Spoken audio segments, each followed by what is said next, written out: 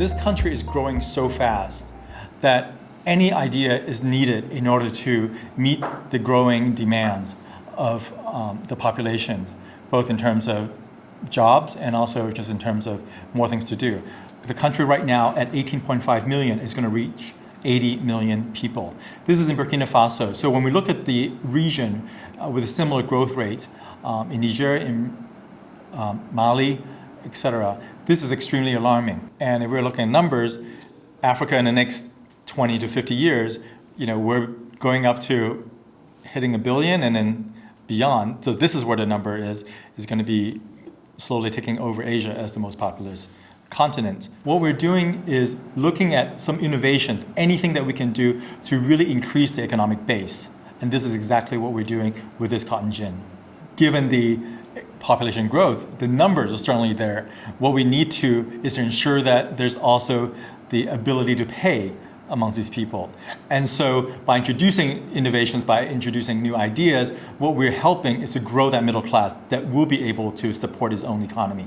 I think the demand is coming from around the world. And I think what Burkina Faso can do is really to position itself as one of the best suppliers, most reliable suppliers of quality organic cotton that it can be. That's one aspect of the market. What we need to ensure is that there are enough people with enough disposable income to pay for those goods.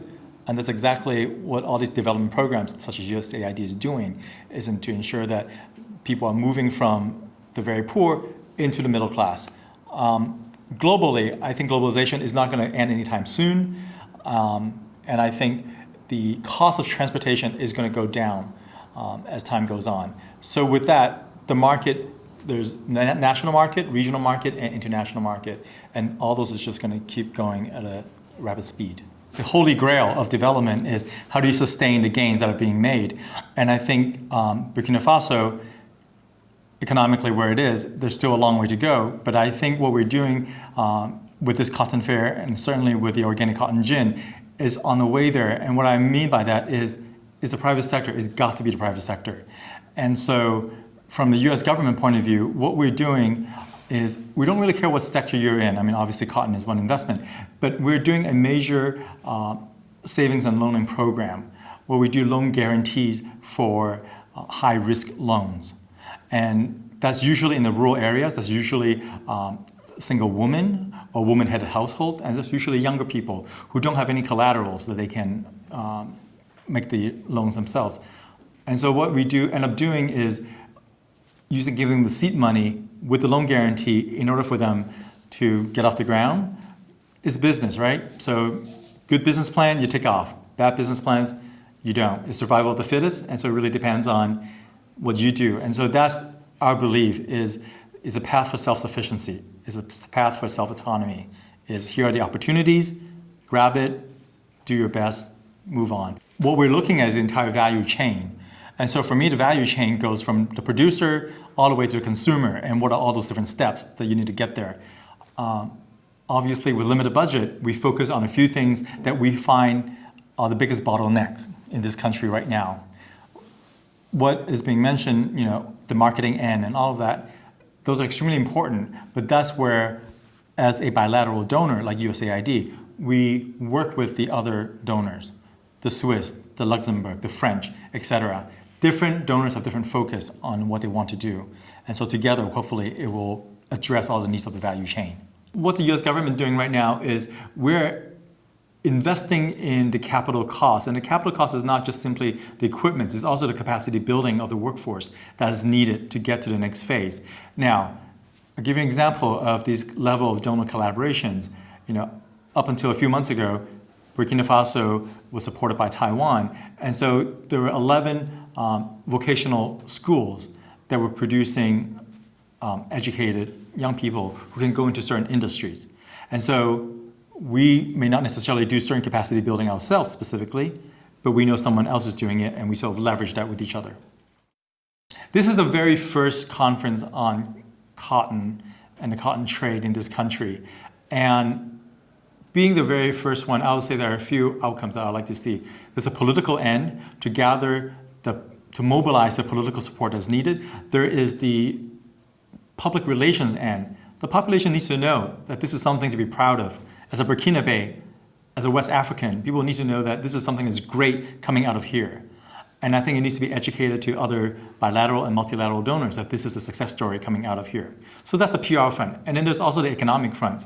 I think we're still in the first day of the conference, so I don't know how many deals is going to be made during this conference. In my past experience in doing similar kind of trade conferencing, it usually sees an immediate bump in many deals being signed right at a conference and for the 3 months afterwards. So that's the economic aspect of it. Now, is it going to sustain itself? That really depends on the planning. And that planning is a combination of the government as well as the donors such as USAID. Today, we're so lucky to have the highest level of the government represented by the presidents here at this event. I think there are actually two other issues that needs the support. One are the regional institutions, the Central Bank of West Africa area and ECOWAS and different kind of monetary and economic unions in this region. But I think there's another element that is more important in this region right now, which is the issue of security. It needs the support of the security sector, and that includes the police, the military, and the gendarme.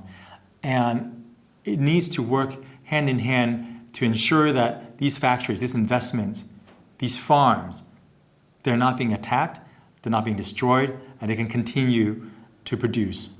And this is what the country needs in the region. Better security and improved development are two sides of the same coin, and it has to go hand in hand.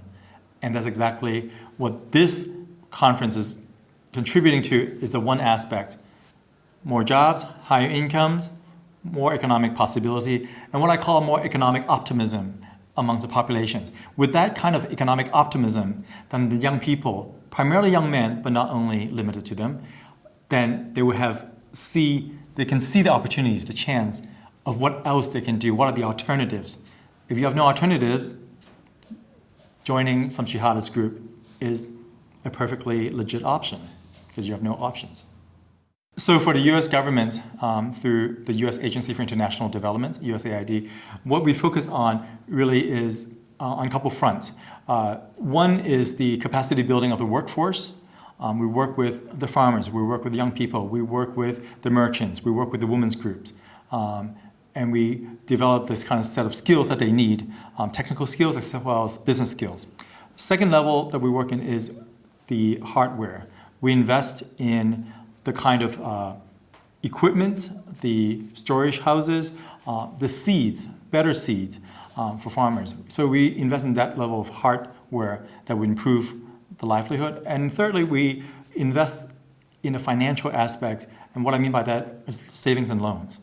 We give small loans to small and medium enterprises to work actually at the community level, also at the national and some at the regional level. But for the most part in this country, in Burkina Faso, it is a community level small loans program that is very helpful. And we're looking at that program as being extremely successful. In fact, it's so successful that I'm increasing it by 4 million just this week in order to add on to the existing other 5 million that I already have. Village people out in the farming hinterlands are actually accessing these small loans on average less than $1,000 to improve their input, whatever they may improve, for transportation, for inputs, for vaccination of animals, to killing off bugs and diseases of the crop. All of that, this is what we're doing, this is what we're supporting through this small loan program. And we're seeing results. The results that we're seeing in the past few years is 100% yield of what they previously had. And we also found that in difficult to farm areas, the farming communities there, they have higher income and higher rates of resilience compared to the zones that are not using these kind of techniques. Within the hardware area, and more specific to this week in the cotton, the International Cotton Week, we have a program. This is out of the U.S. Department of Agriculture program managed by USAID. Is about $3 million a year for the past 5 years. And the investment in building an organic cotton gin, to build that, I believe the price tag was about 1.5 million or so to build that gin. But there are a lot of other associated costs to go with it. And so every year, the support of $3 million goes to reorienting the farmers into this higher value organic cotton that they can grow and export. And so how can Burkina Faso distinguish themselves and set itself apart from all the other producers is by having the best quality possible cotton that they can. And preliminary data is telling us that the International Cotton Quality Association, when they do the examinations, they're surprised at the level of quality of cotton coming out of here. It seems like we have good quality, the quantity needs to increase, and they'll both work together, and that's how we're going to increase the market.